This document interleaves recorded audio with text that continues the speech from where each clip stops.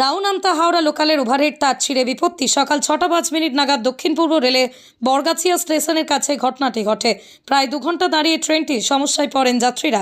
দক্ষিণ পূর্ব রেলের মুখ্য জনসংযোগ আধিকারিক ওম প্রকাশ চরণ তিনি জানিয়েছেন, সকালবেলায় ঘটনা ঘটেছে হাওড়া আমতা সেকশনে বরগাছিয়া স্টেশনের কাছে, যার ফলে আপাতত দুটোই লোকাল ট্রেন বাতিল করা হয়েছে। ওভারহেড তার ছিঁড়ে যাওয়ার পাশাপাশি প্যান্টোগ্রাফের সঙ্গে তারটি জড়িয়ে যায়। ঘটনাস্থলে রেলের আধিকারিকরা পৌঁছেছেন। 1 থেকে 1.5 ঘন্টার মধ্যেই ট্রেন পরিষেবা স্বাভাবিক হওয়ার সম্ভাবনা রয়েছে। এই তো দেখছেন কি হয়েছে, তারপর ছিঁড়ে গেছে, এরকম আছে মাঝে মাঝে এরকম বেগড়ায়। হ্যাঁ, তারপরে কোনো টাইমের কোনো মাপ নেই। আমাদের যা টাইম দেখছেন তো 6টায় বেরিয়ে যে 7টায় হাজির দেবো সেটাও দিতে পারি না। চাকরি চলে যাওয়ার মতন হয়ে যাচ্ছে। বিশাল সমস্যা তো একটা। প্রচুর সমস্যা, প্রচুর। এমনি তো এটা ভালো থাকলো, মানে এখন কোনো টাইম টেবিল নেই। 6টার ট্রেন 7টায় 8টায় 7টায় যাওয়ার কথা, সেখানে 8টায় যাচ্ছে।